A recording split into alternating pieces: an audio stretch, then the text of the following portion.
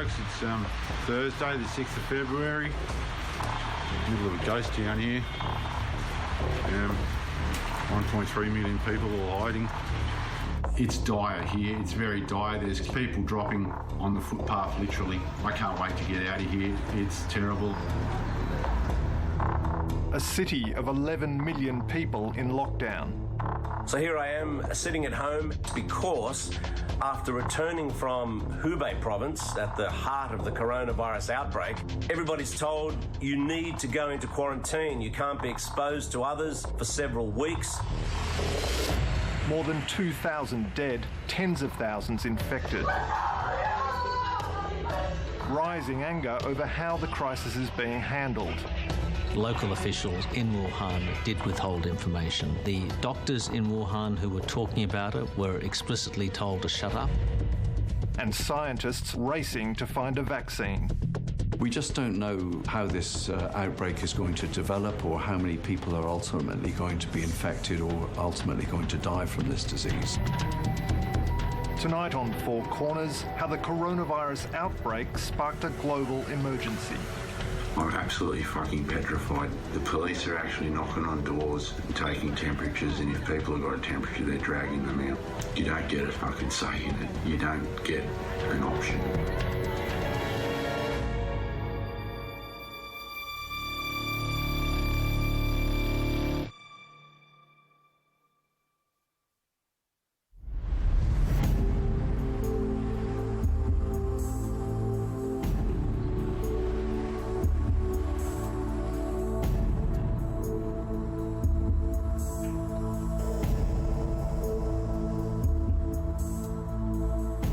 Wuhan is a very, very beautiful, charming and bustling city in central China.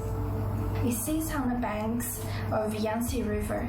It's a mega city. Wuhan is also home to the second most number of universities in China. People around the world come to Wuhan to study.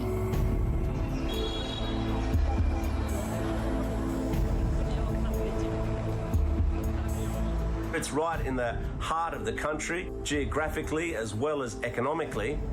All these trains and planes are coming through there, and to have the virus outbreak start there, it's almost like if you wanted to pick the worst place for it to break out in, that would be the place you'd release it.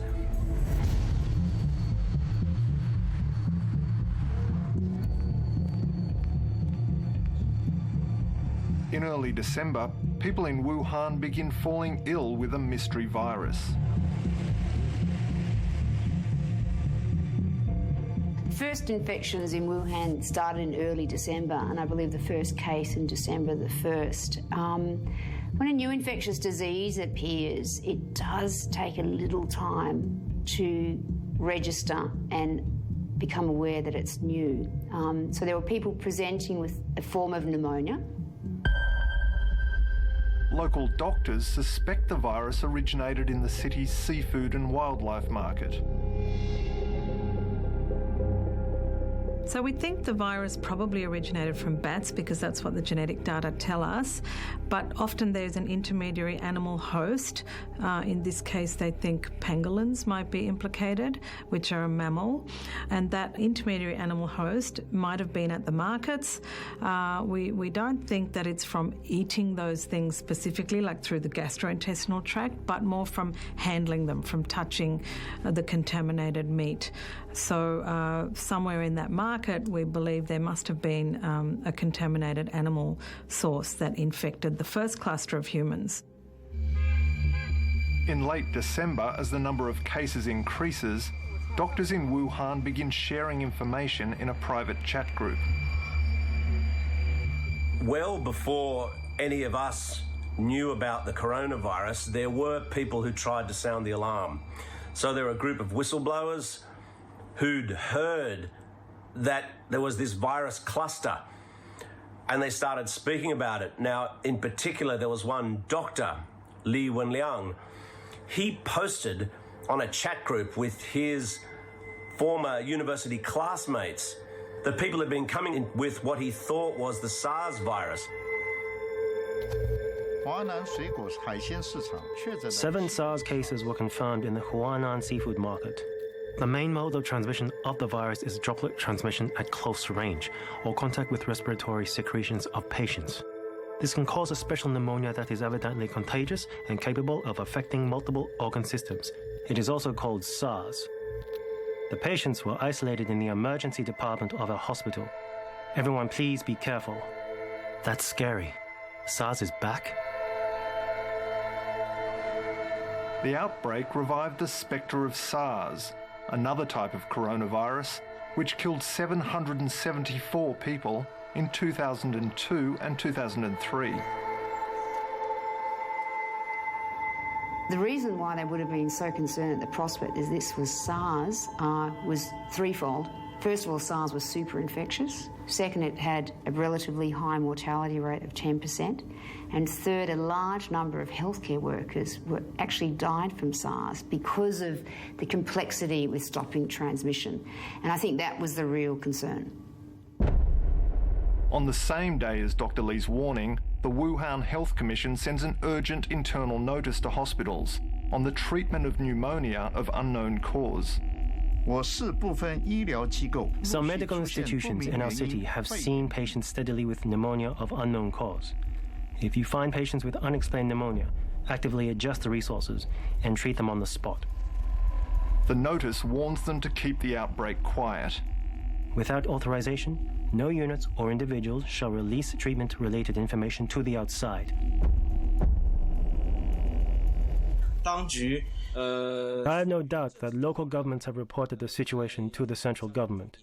So local governments were not accountable to the people at that time, but to the central government. They adopted the policy of concealing the truth from the public but starting to control the epidemic internally.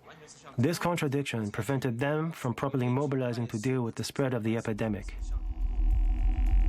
Dr. Lee and the other doctors continued to share information. Be careful. The WeChat group of our class has been banned. The latest news is the coronavirus infection has been confirmed, and virus classification is in progress. Please don't spread the word and ask your family and loved ones to take precautions. Do not go to the Huanan seafood market in the near future. So when this group of doctors, I think they were university classmates from Wuhan, began sharing the information they had about a strange new virus on this sort of joint WeChat group, they were doing what you'd expect medical professions to do, to try and sort of pool information and see what was actually happening. But of course, that's a kind of dangerous thing to do in China. I think there's little doubt right now that local officials in Wuhan did withhold information. They've admitted as much. The doctors in Wuhan who were talking about it were explicitly told to shut up. Dr. Lee and his colleagues are hauled in for questioning by Wuhan police. After investigation and verification by the public security organs, 8 offenders have been summoned and handled according to law. The police will investigate and punish with zero tolerance those illegal acts that fabricate and spread rumors and disrupt social order. Dr. Lee was disciplined by his own hospital. He was even picked up by the police and taken in and castigated and told not to spread rumours. This is what happens when you are saying things publicly that the Communist Party doesn't like. You're spreading rumours. Even if somebody is trying to tell the world about a potentially dangerous virus, the first instinct is to shut them up. Despite the risk of retribution, critics like Dr. Wu Chang, who already lost his university job for defying a ban by President Xi on teaching democracy, continue to speak out over the government's handling of the crisis. They were basically concealing the truth. Although internal controls were in place, the information kept from the public caused the outbreak of the disaster and the spread of the disease. That's the key point in this saga. You know, they lost about 2 weeks, maybe 3 weeks, just when the virus was at its sort of nascent point, just at a time where they could have traced it, just at a time where perhaps they could have checked it more substantially, but that was lost because it got caught up in the politics of the information flow and information surveillance in China. 4 weeks after the first infections, China notifies the World Health Organization of the outbreak. Things are about to get worse. In early January, millions of Chinese are preparing to travel to and from Wuhan to celebrate Chinese New Year with their families. If you were to pick the most dangerous time, the worst time for a virus to break out here, the worst time for it to spread quickly across China and even around the world, it would be the Lunar New Year. You have hundreds of millions of people crisscrossing China, travelling overseas, and because of that mass migration, the largest mass migration annually in the world, I mean, it was just a terrible time for this virus outbreak to happen. Australian resident Ying Wang, who lives in Melbourne, is preparing to visit Wuhan with her husband and 2 children when she hears about the outbreak. It was a couple of days after our Christmas holiday in Melbourne. I got a video sent over from my cousin in Wuhan, and according to the video, there was suspected SARS-like pneumonia. And I asked my cousin, should I cancel my trip? We waited until probably the first week in January. And then there was an official announcement from our local government back in Wuhan saying that the disease was controllable. And then it sort of, I feel relieved. So we went out. We went out with our trip. Ying Wang and her family arrive in Wuhan on January 9. That same day, a 61-year-old man who had visited the seafood market becomes the first person to die of coronavirus.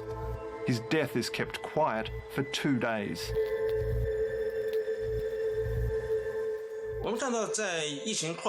During the most crucial time of the spread of disease in early Jan, Wuhan and Hubei were holding annual political meetings. As a result, the first death, which occurred on January 9, was not announced until January 11.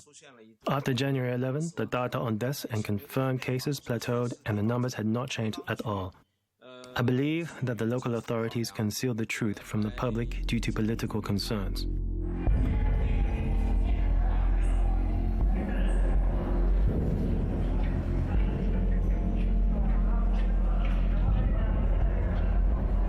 On January 22, the government finally acknowledges the gravity of the situation at a press conference in Beijing.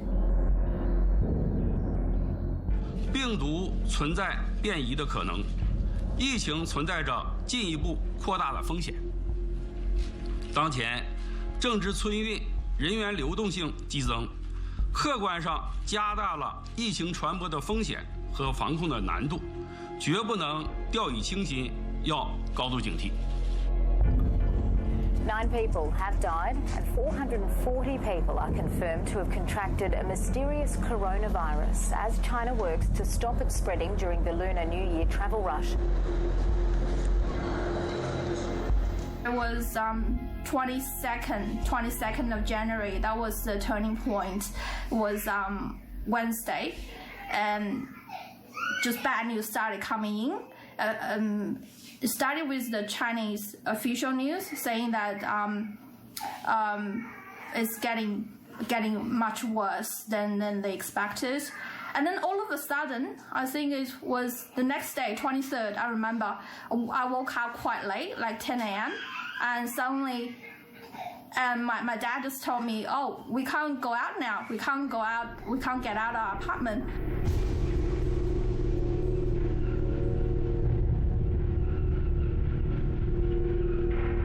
There's been a dramatic development this morning in the Chinese city of Wuhan, which is the epicentre of an outbreak of a deadly new virus. All public transport. Buses, trains, ferries and the airport have been shut down as authorities scramble to contain the spread of the coronavirus.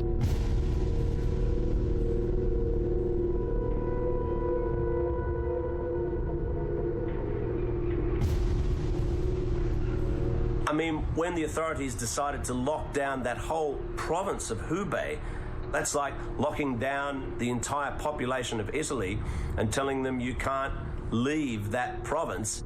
It was really the moment when everybody knew, all right, this is a big problem.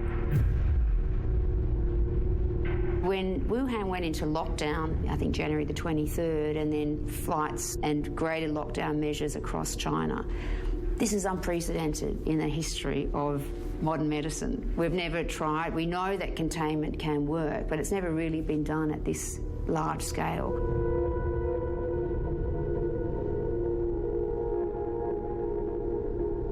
The day I learned that Wuhan was in lockdown, I felt quite shocked, and I immediately started worrying about food supply, and I had to stop everything on the day, just started messaging everybody to find out, is that really the official news? How serious is this announcement? By late January, Wuhan's hospitals are struggling to cope. And medical staff are under intolerable pressure.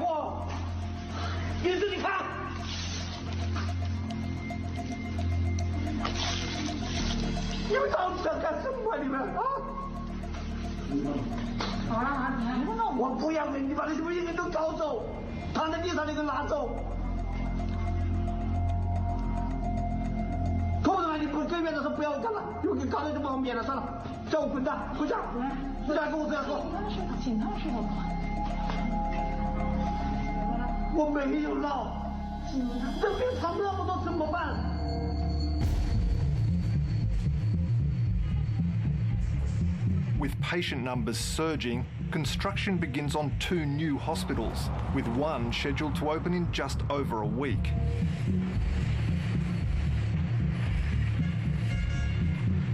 Even though Chinese authorities have effectively shut down several cities, the World Health Organization says it's not yet a global health emergency.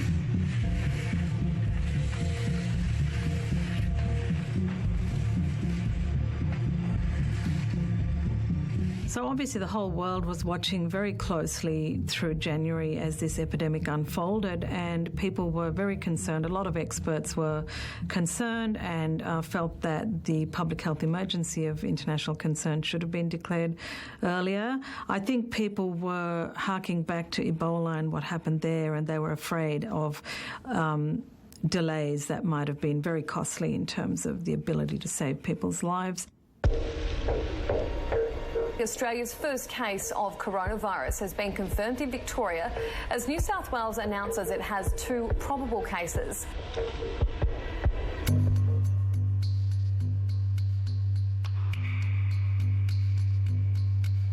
So the minute we made the diagnosis of the first case in Australia, we knew how significant that was, and we knew that we wanted to culture the virus. In a major breakthrough, Australian scientists become the first outside China to isolate the virus in a laboratory. It's definitely growing. It started at 30, so that's 3 logs, so 1,000 times stronger. Awesome. So it's definitely growing. So we've got it. Fantastic. Yep. CSIRO scientists begin growing the virus in their highest security laboratory, reserved for the most deadly pathogens.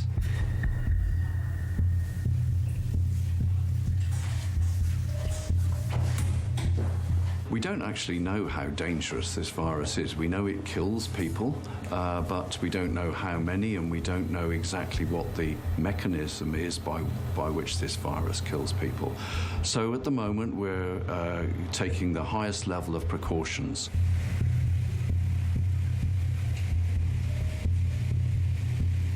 our staff can only usually work about 4 hours in those suits and in those conditions because it's very stressful to imagine you're actually working with such high volatile agents.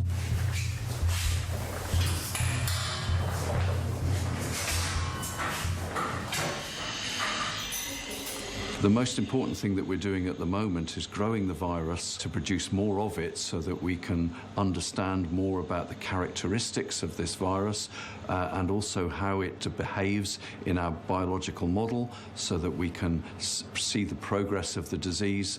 So we will then introduce the virus into our test animals, on this occasion ferrets, because their respiratory system is very similar to humans. And the idea here is to understand how that infection progresses and how it behaves. This is very important for us to understand, because if we can't understand how the infection progresses and in which way it progresses, we can't understand how vaccines work.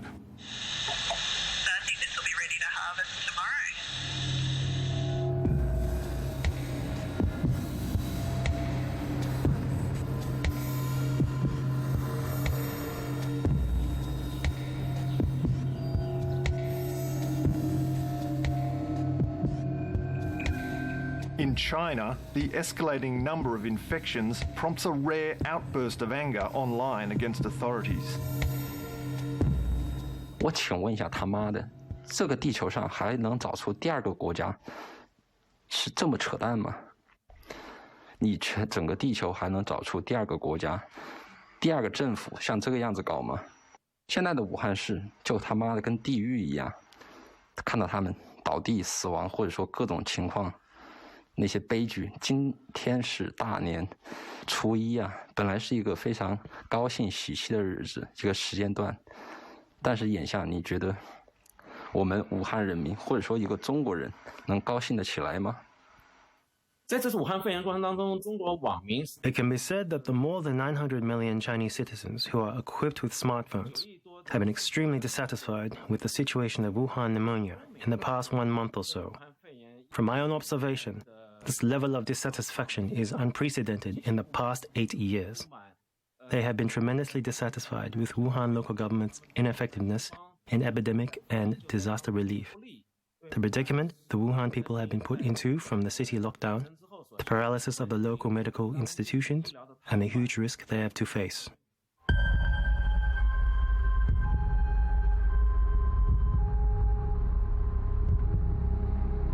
As authorities desperately try to stop the virus spreading, Wuhan is effectively cut off from the rest of China.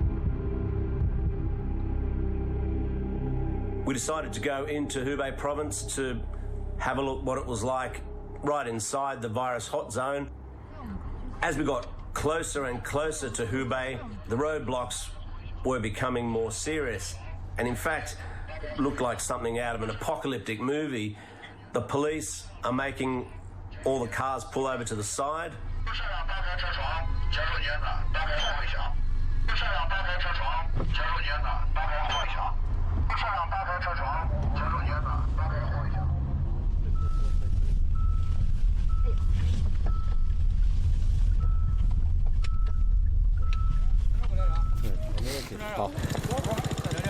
So basically that's the border that way. The police have told us that we can drive in, but we can't drive out. We drove through a series of ghost towns. I mean, nobody on the streets, shops closed, the shutters were down. And this is during Spring Festival. Normally, this is a time when you'd have fireworks, families, friends gathering to have meals together, celebrating, being happy, and instead it was completely dead and in fact pretty eerie. The outbreak of the coronavirus in China has finally been declared a global health emergency after a rapid escalation in the number of infections during the past week. There are almost 8,000 cases in 18 countries, including 9 in Australia. So here I am sitting at home and reporting from where I live. That's because after returning from Hubei province at the heart of the coronavirus outbreak, everybody's told you need to go into quarantine. You can't be exposed to others for several weeks. This city, Beijing, if I look out the window, it's dead. I mean, there are hardly any people in the streets. Friends here don't want to go outdoors. That's because they're afraid of catching the coronavirus. And the same is happening all over the country, all these mega cities in China.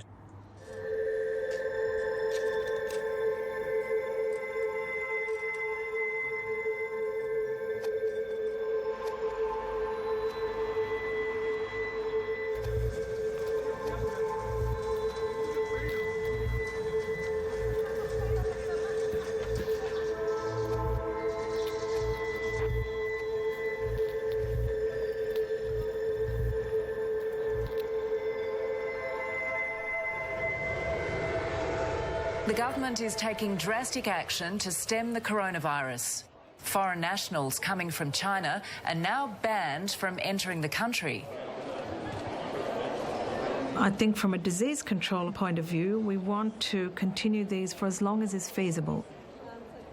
There's just so many major economic consequences of the travel ban that I think at some point we'll have to make the decision to lift the bans. But if we can keep them going as long as possible, that will be beneficial from a disease control point of view. Hundreds of Australians remain trapped in Hubei province. So this is a view from my window, and it's been really good weather today, but we're not going out. And this is our central garden at level 6.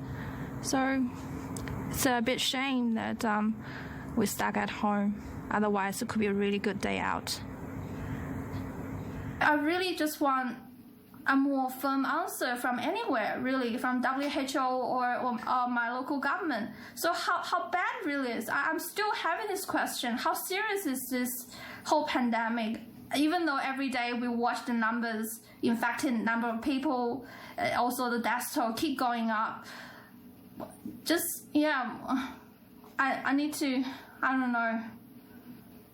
I need somebody to assure me this is I don't know, I feel like the end of the world.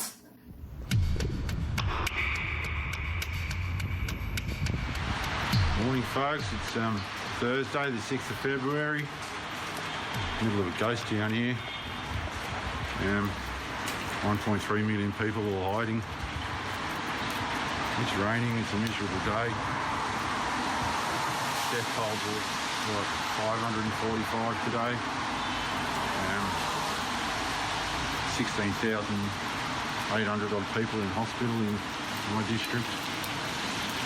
Waiting on DFAT to give us an answer about when I can get out of here. Australian Tim McLean is stranded on the outskirts of Wuhan. He's trying to get his Chinese partner a visa to come to Australia. Foreign Affairs just contacted me. I just hung up the phone. They just confirmed and wanted to let me know that my spouse, Xu Shong, didn't make the list for the flight with Qantas, and asked me if I was still interested in leaving. I informed them that I'm not leaving without her. It's dire here. It's very dire. There's queues outside the hospitals now. We're not allowed near them. There's people dropping on the footpath, literally. Okay, I know how bad it is. I can't wait to get out of here. It's terrible.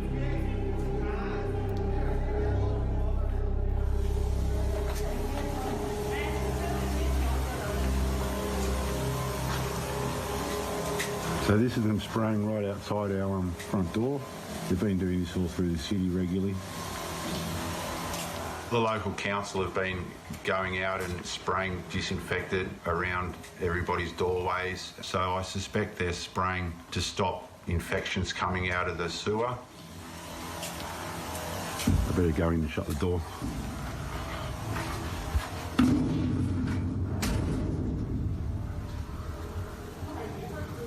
I've seen medical folks turn up 2 doors away from me, 20 metres from my front door, and take a lady away that was infected.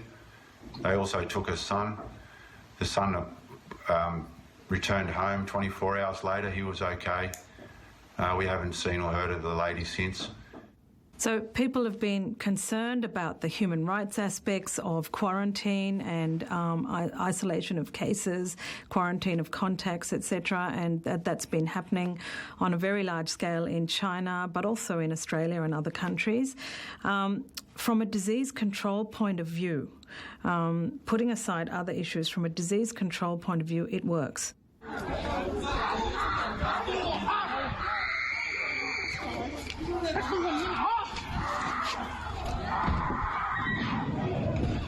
Videos emerge on social media of authorities using increasingly drastic measures.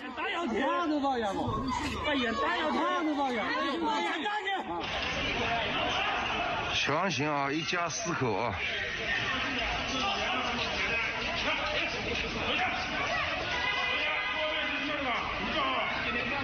每天不是不用去看，你用去看。你们先等我一会儿。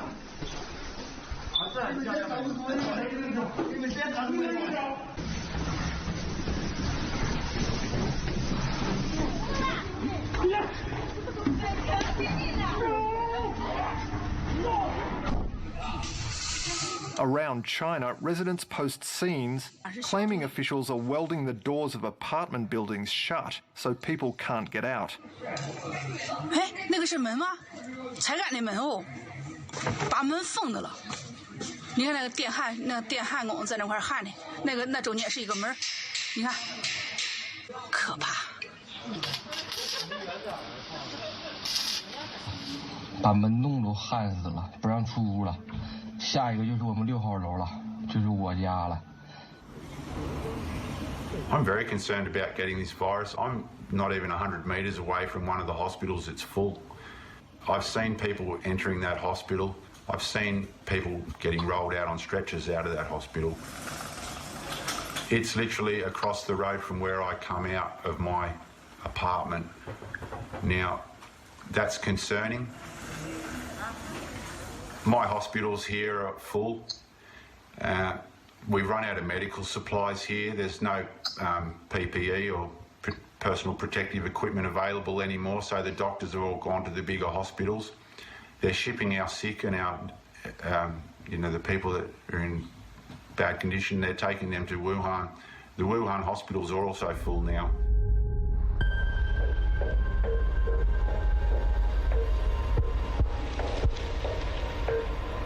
By early February, the virus is in 25 countries, with 216 cases outside China.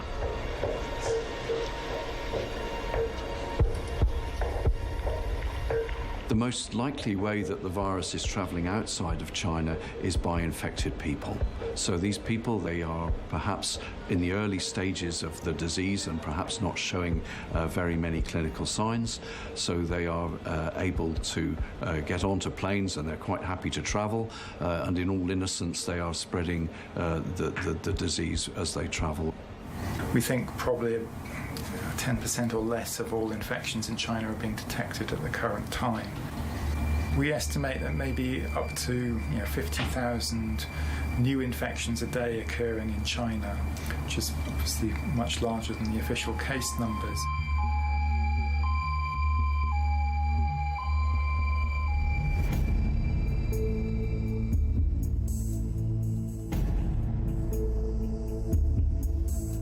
Almost 4,000 passengers, including more than 200 Australians, have spent their first 24 hours officially in quarantine on board a cruise ship off Japan. They'll be isolated on board for the next fortnight, with some passengers growing anxious as their crucial medicines are beginning to run out.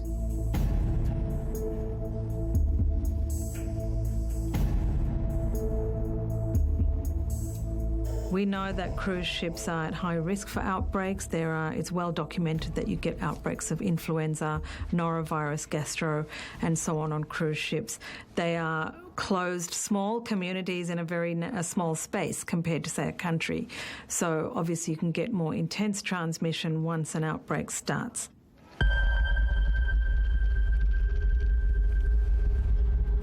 Shocking news breaks that the man who had first warned of the outbreak has died of coronavirus. In China, censors are working overtime to contain an outpouring of anger and grief over the death of the doctor who blew the whistle on the coronavirus crisis. Li Wenliang died from the virus in a Wuhan hospital 5 weeks after being punished by authorities for warning others of a dangerous new virus.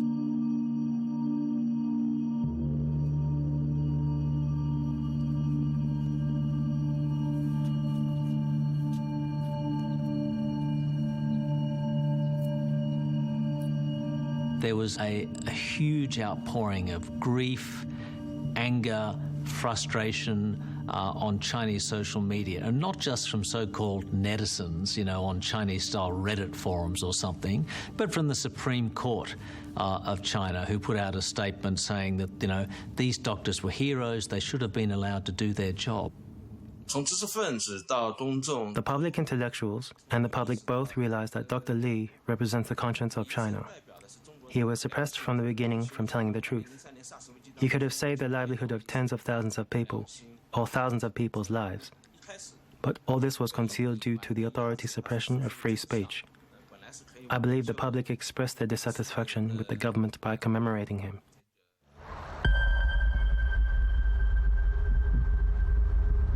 The death toll reaches a critical milestone, overtaking the numbers killed by SARS.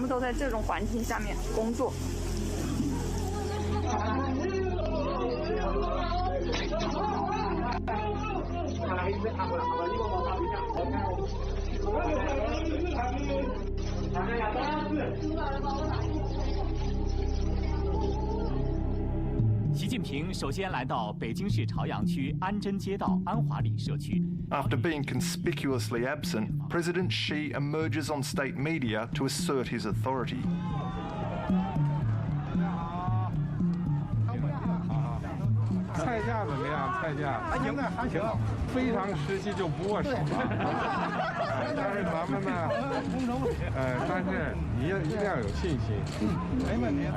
Xi has really lost control of the narrative, and he's struggling to get it back. Now, if that goes on, if they don't get on top of the virus, then that can really damage Xi's image, I think, even with ordinary Chinese people, and that has potentially profound implications because 2-3 years down the track, when he's meant to be reappointed, maybe his enemies will use this against him. So the people directed this kind of dissatisfaction directly to Xi himself and Xi's style of governance, which is, I believe, the most serious threat to Xi Jinping.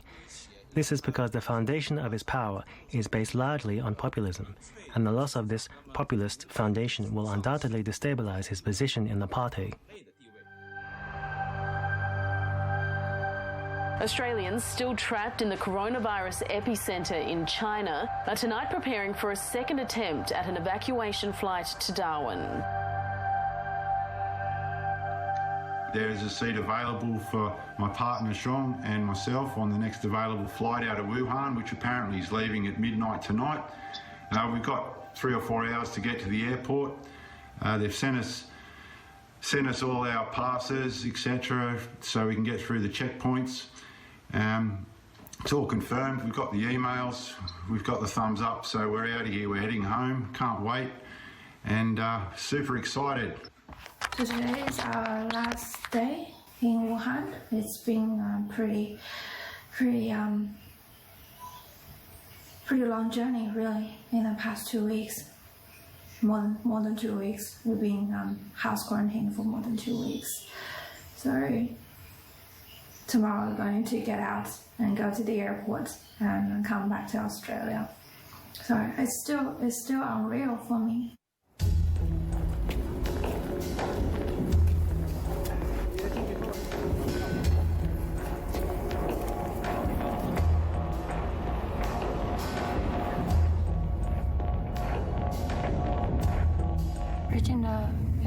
toll gate, so it looks like we're going through a checkpoint.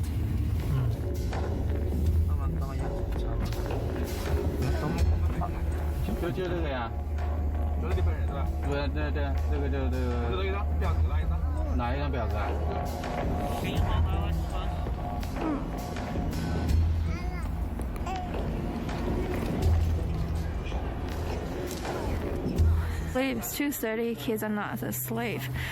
I'm super tired. We're still waiting about half of the plane, still waiting to be cleared of security and passport control and stuff. A lot of paperwork, a lot of screening, a lot of questions. It's just very, very stressful, really. Let's go. Out of here. Yes, we're out of here. Going home.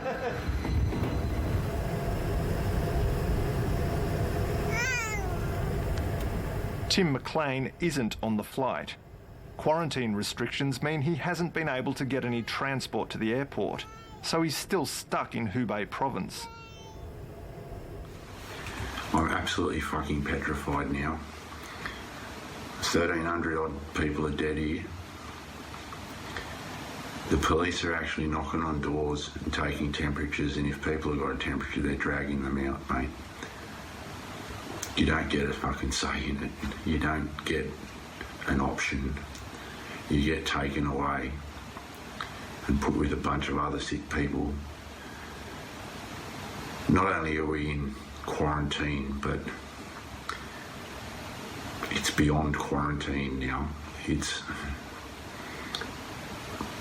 don't even know what to call it. It's quite terrifying knowing that people can knock on your door here and just drag you out for no reason at all because you've got a temperature.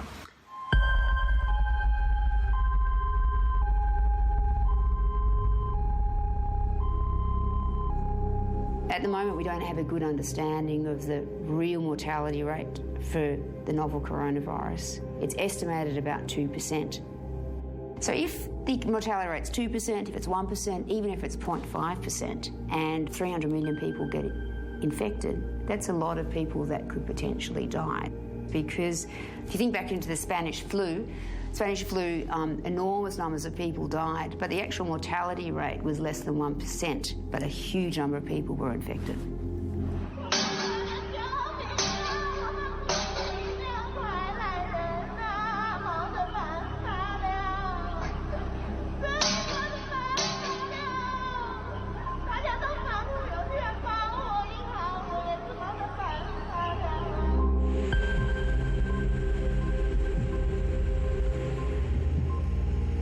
The World Health Organization is this morning warning the coronavirus could pose a greater global threat than terrorism. A virus can have more powerful consequences than any terrorist action. And that's true. And if the world doesn't want to wake up and consider this enemy virus as public enemy number one, I don't think we will learn from our lessons. We just don't know how this outbreak is going to develop, or how many people are ultimately going to be infected or ultimately going to die from this disease. We don't yet know exactly how the virus is evolving. We don't know how many people are actually infected that are not revealed to be infected, and we don't know how many people are dying that are misdiagnosed as dying from other disease. So this is a real problem for us to be able to make any real prediction or to model the spread of this disease. I think the worst case scenario is that we are unable to contain the virus, that we see sustained human-to-human transmission in many parts of the world. The World Health Organization says the window of opportunity to contain the coronavirus outbreak is narrowing.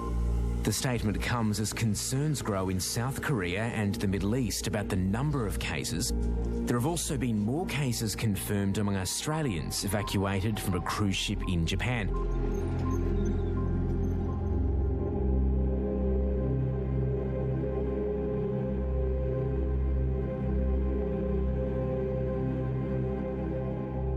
really don't know what the near future is going to bring. We've got no information about how long we're going to be in here. There's no indication whatsoever. I've got sick people living next door to me. I've got sick people above me. I've got sick people across the lane from me. Some of those people have got chains on their doors so people can't access them because they're ill. I'm hiding from a virus that you can't see and a government that you don't want to muck around with.